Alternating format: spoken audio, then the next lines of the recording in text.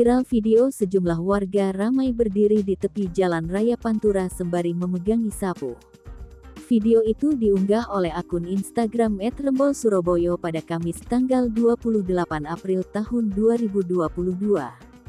Dalam rekaman tersebut terlihat sejumlah warga tampak menyapu jalan dengan sapu lidi. Dinarasikan bahwa sejumlah warga tersebut hendak menyapu uang dari pemudik yang melintasi jalur pantai utara Pantura.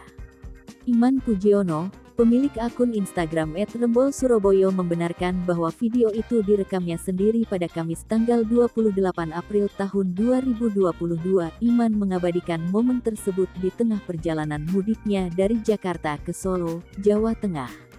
Ia menceritakan, sejumlah masyarakat itu sedang menanti pelemparan uang dari pemudik yang melintas.